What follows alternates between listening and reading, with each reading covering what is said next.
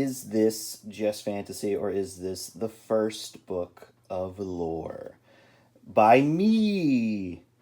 So, I had a decent response to the Tolktober art that I shared uh, last year, which Tolktober was basically drawing a Tolkien-inspired work of art for every day of October with a theme of each thumb, and you can find that video.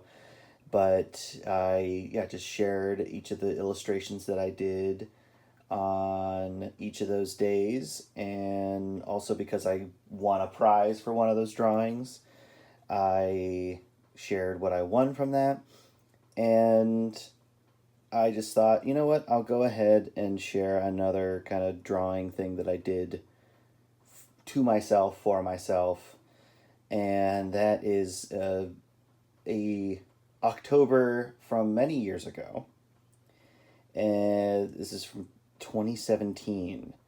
And I just drew them as a way of kind of putting down ideas for my fantasy world that would eventually become this beautiful, delicious volume called Side Questers and Haxan, all existing in this same world. You can buy these on my website. More later. But this is basically a zine that I made of some of that art, or with all of that art from that October many years ago. This illustration actually wasn't. This was, I think, me testing out, I think it's Adobe Fresco on an iPad, because I had never tried it before, and so I drew it, and I was like, I like this illustration, so it just became this cover. But anyway, this is one of only 2 copies still in my possession. One I'm just going to keep, but this one I probably will eventually sell, and then it'll be gone out of there. I may do something else with the illustrations as well, but who knows. But anyway, I'm just going to get into it. So this was, I mean, I don't remember if there was ever any prompt. I think this was, Ruins, I think probably was it. And I threw some little, like, kind of context here for what the illustration is, to just kind of make a little bit more out of this book. But I don't know. I feel like it'd be weird if I just read all of that out there, like, because I'm just going to tell you the context. But anyway, these illustrations, they're like half a sheet of 8.5 by 11. Like, that's like the size that the art was originally. So like roughly the size of this zine, like this, like the profile of this. So this is pretty close to, I mean, this representation is a little smaller, but still pretty close. And they're all ink on paper, including the color. The color is just basically a colored ink. And the challenge, I guess you will say, or just my method was, I'm only going to use one black ink on the white paper, and I'm going to add one color. In this case, it was this kind of bluey color. And here I have my my 2 characters walking by down here. Because this was like the first conception. It's like, well, I want to add something because I had more paper to draw on, so I drew that on the bottom. And yeah, I just had fun drawing on all these little ruins, and I really love, I don't know, I mean, these are old drawings. This is 2018, so 2017, but I still love, like, a lot of my line work here. Like, I definitely would have, like, if I drew it these days, it would probably definitely be tighter. But this is all done on paper. And it's funny, when somebody's bought these before, there's a couple people who are like, is this just like general, like all-purpose lore, like potentially for like somebody's like D&D campaign? I'm like, yeah, sure, why not, even though it's specific to my fictional world, which is also called lore. Anyway, here we have an ogre, and I think it was like mud or something was the theme. I would think I was using the Inktober prompts, and I don't remember all of. I won't remember all of them. So my ogres are my kind of like orcs, you could say, in my universe, and yeah, I have like kind of this very sharp system for like they're kind of like tattoos and face paintings, but like these guys, they're like big. They're like bigger than your average like person. They're not giants. Giants are a different thing. And I'm definitely riffing on stuff that has existed before, of course, because it's But I went with ogres, and specifically, I decided to keep with the ogres the concept that ogres eat, or to be an ogre is to consume humans. A lot of people say they're cannibals, but and that's even like a term that people back in the old days would refer to a cannibal as, is they're an ogre. But traditionally speaking, ogres are its own creature, and they're man eating. And so I kind of came up with this kind of religion for them where it's like they consume things, and that their supreme being is this basically giant gaping, basically kind of like a black hole that they believe will one day consume everything. And so that's why they consume. Anyway, I love I like the concept of it. I feel like I would like to redraw it. Also, I will note that this is me trying to figure out how to handle my edges. That's something that artists have to figure out with the edges of their artwork. Some of them are more successful than others. This one's really fun. This is basically like an elf warrior, with kind of this elf blade going on here, being attacked by these tentacles. And I love this chop through them, and like the kind of left white blood there. I don't know. I'm having a good time looking at these because I still feel like, oh yeah, this is where kind of a lot of it all began. Love the hatching I did on there. I know I'm just like glad handing myself, like, oh, you did a good job, but I think it's okay. Especially most artists are overly critical of themselves, and I want to be kind to myself. Like there'll be times later on where I'm like, that's not so great. So I also made a point of doing kind of these peaceful panels. So yeah, this is a group of soldiers, and I think part of the context here is that in this area, basically everyone, men and women, must like have like they have like a 4-year conscription with their army once they hit a certain age, and they can go for longer than that, or they can get out at that point. But basically, unless they're physically unable to do it, they are required. And so there's a lot of this is them just kind of bonding around the fire. And originally, when I designed these, because truth be told, a lot of this stuff, the start of it went as far back as grade school or high school for me. Just stuff I was drawing for this fantasy world I was inventing. These suits were way more like, they're kind of Romanesque here.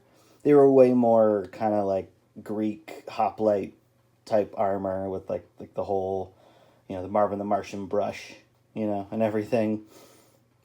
But I definitely scaled them back to be like, all right, well, if everybody has to serve, it needs to be an affordable form of, or a cheap form of armor to use. And so that's what it ended up being. Now this guy, this is called a Jubuk. He's kind of, from a wintry, snowy part of the world. Really like how I handled the snow there. And yeah, I mean, a lot of these, it was like I had the idea for the creature or for the character or for whatever, but I had never like drawn them before. And so this was me simultaneously designing creatures at times, as well as trying to pose them in a dramatic way. And so this is, I think, probably one of the most successful ones, where I designed this guy on the page. and I was really happy with how it ended up because I feel like the drawing itself is pretty good. And it's funny, I feel like a lot of these may end up being redrawn. In fact, some of them already have for covers for future issues of Side Questers. But yeah. The other thing is that they are, they're very isolationist. The Jubak. They don't want you to talk to anybody who's not a Jubak. These are fun. So, these are giant turtles. Basically, they're incredibly gigantic turtles. It's this like they're called the living islands, and they swim through the seas to various places in this kind of pod, and it's just this traveling, basically archipelago of islands, and they are literally gigantic, basically sea turtles, and eventually they will dive down and may return up, but there's actually people, or not people, but there are creatures that live on these islands, and so when they descend, it's bad times. But they stay up for a long time, but they need to be able to flee in a hurry. And this is the homeland of...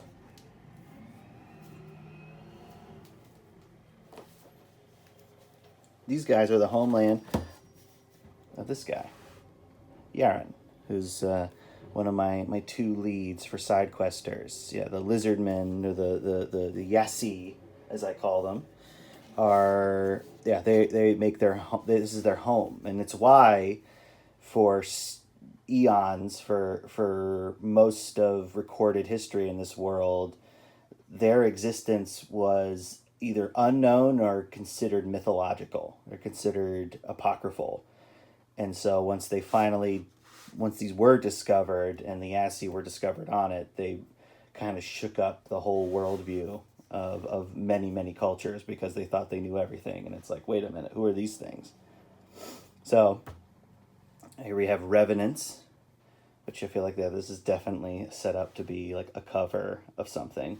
But Revenants in this world, they're zombies for sure, but they are the corpses of Haxan, or magic users in this world. So not everyone, but many Haxan, like when they die, there's still a little bit of magical essence still in their bodies, and it just animates their body, but it kind of reverts to this very fearful, animalistic status. It kind of like flips to that default, so that they just are very aggressive and will attack anything.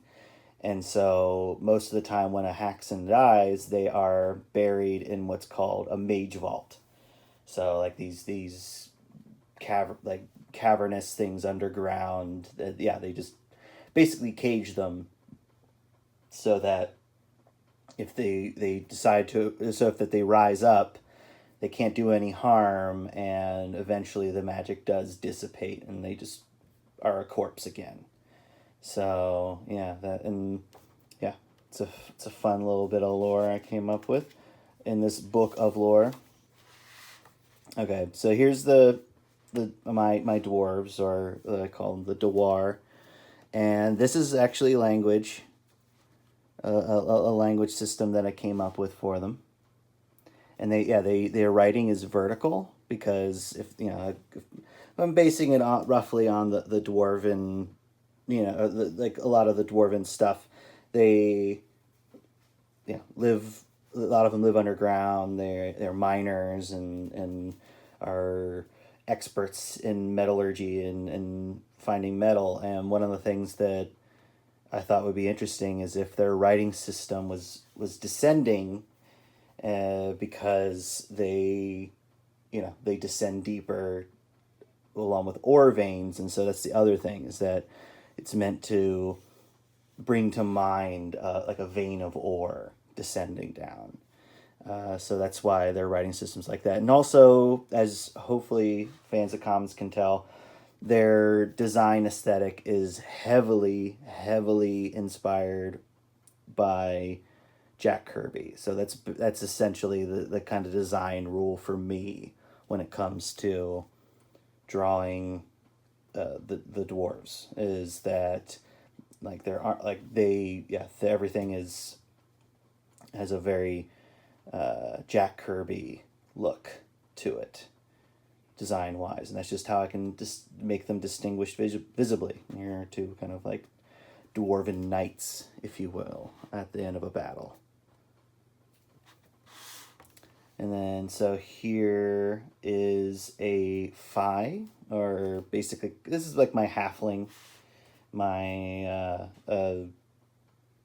hobbit, you could say, and so they are kind of similar of like elven origin. This one is a thief. He's stolen from this guy, and that's the, it's kind of it's considered almost a stereotype in this world, is that Fae are thieves, because they're kind of easy to sneak around and then they're also the strongest in like naturally in magic, and so they can just easily manipulate people or manipulate scenarios to get what they want, but they also tend to kind of live and keep themselves away from others. Something very like Robin Williams about his face there. I don't know. Also, like the kind of the balancing of the black in that outfit, frankly. So I have these. Basically, it's like ship, whale, and something else horrible under like there. And I call them cetus, which that's actually, I think, like part of because the whales are called cetaceans, but it's basically, it means like big thing that lives in the sea. And so that's what my sea monsters are, and I was kind of trying to keep it mysterious and creepy. I don't know, I like this. It's not as filled with, you could say, lore that one image can be, but I was like, I could spend a lot of time drawing a big cool sea monster, sure, but I was already drawing a lot of monsters this year, so I was like, let's do like a cool mysterious image. And so I like that. Anyway, I like it. It's not as much to say about it. And then here we have a Haxan performing a spell. This one I did redraw recently, and I'll share the redraw beside it here. And I really like the redraw, but I also like this one. And one of the things that, because I'm a comic book artist, I needed to do was to make sure that my magic spells were visual, heavily visual. And so this is basically a visual concept that I'm taking heavy inspiration from, that was first, as far as I'm concerned, done by Mike Mignola in the pages of Fafhrd and the Grey Mouser, doing basically the reading of a magic spell or incantation in kind of this symbol language that isn't meant to be like it's not exactly a speech bubble, but it's magical, and I'm very pleased with it. I really love that, and she's kind of summoning these little kind of like little golem here, and just love her little kitten gear here. This elven witch, for me. And I also will point out that like tattoos, like you can have magic spells in tattoo form put on your skin that aid in your ability to either perform magic or protect you or whatever. So magic tattoos are a thing. Anyway, really love this one, and I like the redraw very much as well. So this may look like a dragon, but it's not. This is a worm. A worm in my world is basically kind of like, if you're familiar with the Chronicles of Prydain, it's like a Gwythaint, which is essentially kind of a smaller wyvern style dragon. And honestly, the wyvern form is what I think dragons for the most part should be. And in fact, like the actual full-size dragons in this universe, aside from a few notable exceptions, are this form. So like the 2 legs and 2 wings. Because a six limbs on a reptilian creature like that just bugs me, just morphology wise. So this is what I do. Anyway, worms, they spit poison. They prey on herding animals and such. They're like kind of a worse version of like a, I don't know, like a mountain lion or coyote or something like that. Anyway, I love dragons, so it's fun to draw. Poor goat. So this is one drawing that I love the idea for, but I feel like I just kind of failed in execution. This is supposed to be Cindy, the other lead of Side Questers, but I hadn't figured out her face yet, and I'm just not happy with it. But basically the idea is guardians who wear this uniform, they must fulfill requests made of them. People ask them to do something, and they have to do it. And in this case, it includes like, you got to collect and find all my chickens. And so this is her kind of being worn out, trying to chase down these fucking chickens. And because it's just, it's kind of based around kind of a joke about busy work or bullshit side quests in things like Skyrim or whatever, where it's like, you got to collect a bunch of mushrooms and then come back and then I'll help you with this thing you want to do. But basically that's what her job is a lot of the time, is doing stuff like that, which sucks. Anyway, there's some off anatomy with some of these animals, like the chicken and stuff like that, and I would have done more with the background, but as a concept, it's kind of funny, and I still do like it. So this is, in this case, this is a pyromancer, or a magic user that gains power through the manipulation of fire. And just a cool design. And this is basically one of the main antagonists of the first arc of Side Questers is this guy. It's called Yugdab. And this mask that he's wearing, I wanted to design a mask that wasn't a face. So I thought that was eerie. And so there you have that.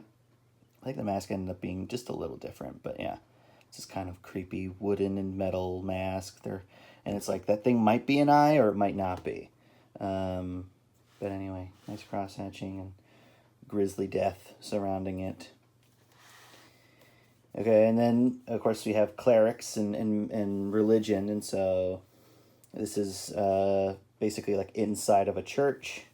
There's people, or just like a temple, people worshiping, and here's the cleric with the clerical robes and hat, and his staff. The staff is supposed to be akin to one of their gods, who wields a staff. He basically kind of looks like a stereotypical wizard. But each of these symbols represents one of the different gods, and all that. Coming up with a fake mythology, because I love mythology, coming up with a fake mythology is a lot of fun. If you've never tried it, it's fun because it's also, you get to kind of explore a little bit of the anthropology of that world, and like, okay, what do they value? What do they need? What do they need to govern? And so I came up with seven gods there for them. And we have Aeon, who's like king of the gods, with like a bow and arrow. Baon, she's represented with a fish, but she's kind of like bounty. Ilis, who's kind of goddess of beauty and wisdom, and she has this mask, like kind of on a stick, and that's because she won't allow herself to be seen by anyone but her husband. So it's like this kind of weird modesty form of beauty, which is restrictive, which it's fun to work that kind of stuff into religion. This is a drum for Tuck, he's Tuck the Toiler. He's god of work and play, and so he's got a drum there. And this is Visir, who he's the kind of wizard-looking god. He's the god of like knowledge and magic and writing. And then he's paired up with Yig, who Yig is the kind of huntress goddess of like the wild animals, and she's a kind of a protectress, so it's like a spear. And then the last one here is Wadu, who is a god of basically evil, like thieving and like this is a ring, and it's like a stolen ring, and that's his kind of totem. Anyway, it's fun to come up with that stuff.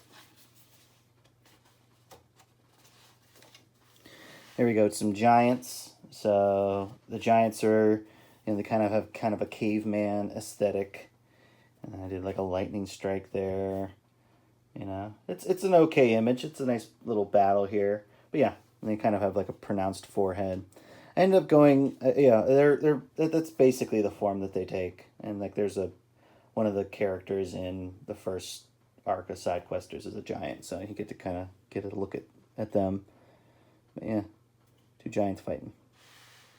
All right, these guys are cool. These guys it's based on similar to a design I did when I was in high school, I think. But these are the elite warriors of the Verlis Empire, and it's like meant to be like kind of like mirrorish, shiny like helmets. Kind of every part of them can, like this can be weaponized if needed. They're big black cloaks. Yeah, so these are badasses. If nothing else, I love the design of the character, of the armor. All right, the Gingatib are these kind of, they can be wise and gentle, but also kind of corrupt and like kind of Jabba the Hutt-esque. And so this is like this kind of beastly race, and they, again, this was designed on the page because I did a lot of pre-work on this guy because I was like, I want to get this design right. So I did this kind of like a fat orangutan for this one at least. Yeah, and like these little things are his feet down here. He's kind of in this tree throne. I don't know. I feel like I could do it a little better now, but I'm still pretty pleased with it, and I think I like the design. I like these weird doggy ears on him. But yeah, I love it. Oh yeah, these guys are good. So the Bogger, this is a Bogger, and it is, they are like an intelligent race, but sadly they are often like captured and turned into essentially like slaves, or basically pets with jobs is what I would call it, and by many affluent people, but they're intelligent, they're sensitive, and there's groups of them that are like freedom fighters. They're kind of like little fox people, and this is kind of, instead of having like a full-blown like cat person race or dog person race, this is what I went with, because I'm like, I like the idea that it's this like kind of smaller race of creature, and just add some variety to the world. And like she's got rings in her ears, but she got being pulled around and carrying around a purse. It's gotta suck. Oh, this is a fun one. I really like this. This is one of my favorites. So this is a magic user that's known as a cunning man, and basically like they have cunning folk, or like every village has some like a basically its own like wizard, witch. They call their cunning folk, and they're kind of a low level magic user, and some of them don't even really use magic. They're just like, I make stuff with herbs, and I can kind of follow the weather. And yeah, just love the design of this guy. And then this is this like kind of crazy astronomical, perhaps weather device that he's trying to discern. And I made it as weird, incomprehensibly weird as I could. And I honestly don't know what it is, and he clearly doesn't either. And I really like this one. Yeah, real fun. Okay, here we go. some warriors outclassed with some trolls here. My trolls are, very bestial. I got these little horns, kind of a little bit of Jack Kirby-esque, like kind of Jack Kirby monster design to them. And yeah, these are just two hapless warriors who are caught with them. They're big. They're kind of gorilla-like. Here's another one of my favorites. So it's like a aged warrior, like warrior with a broken sword. Broken sword is just such a cool image, and even his like crest here has a broken sword with it. But he's a warrior that keeps fighting. I really love it. I think it's well framed. I think I did a great job with the color. I think it's great. But I think the best one is this one, which I turned into the cover for issue 2 of Side Questers, or like I guess my second cover for issue 2. And this is Yaren, and he's a Yassi. He's a lizard person. He's the second lead of Side Questers, and yeah, I had this image in my head of him kind of worn out after a big ass fight, and he's got some kind of revenants he's seated upon. He's filled with arrows, but he's just mostly tired is all. He's not aching too bad. And yeah, I think the redraw is even better, but it's still, I think, a really strong image, and I think I did a great job with this. And I think that it still works well. And we have a goblin sneaking up on a soldier. And the goblin there, kind of like a raider culture, simply because they have to be. They're basically have been pushed to the fringes of what could be considered a habitable world. So like there's more going on for them than simply just they're evil. Like they really aren't, and they're just they have the potential to be great, but because of how everybody treats them, they're trying to survive, and it's often at the expense of hapless folks. Okay, here's another just creature, a mountain drake. It's just kind of like, it's no wings or anything like that, but it's just basically giant lizards, kind of dinosaurian. He's got all these spikes on his back. I did a recent drawing of this that I really, really like. He's going up against a guardian here. I like that one. I think I got the pose of that really well. Here's a dragon burning guys alive. Not much else to say except dragons are only to be feared.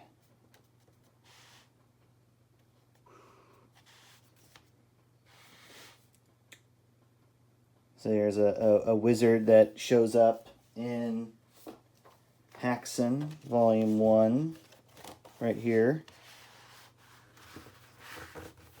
By the way, this is like from like 2021, 2020. And and this is from 2018. So I knew he was coming. He's not exactly my Gandalf, but he's around the neck of the woods, and here he's zapping an ogre. I can tell by the shape of the sword, kind of everything. I like the way the lines work there. Anyway, yeah,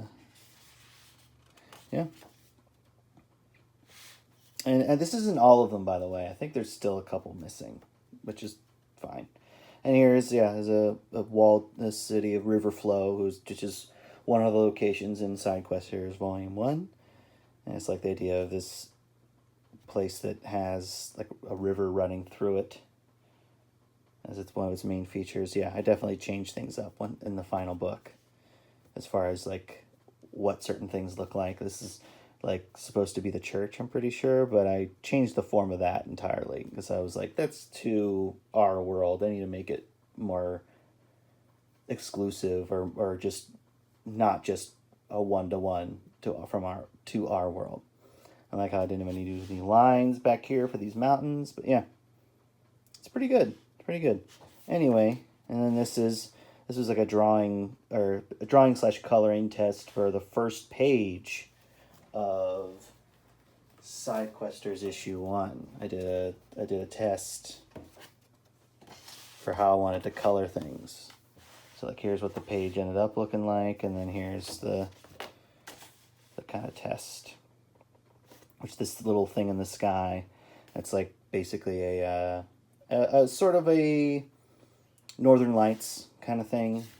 Although because their culture, like rivers are important, it's kind of considered like the celestial river, the river of the gods, where they all come from. Anyway, that was first book of lore, which is just some drawings I did. So there we go. Something a little different than usual. You know, I'm still trying to sell you on my comics, Side Questers and Haxan. And this is just a little addendum. And I hope you enjoyed it. And I'll see you next time.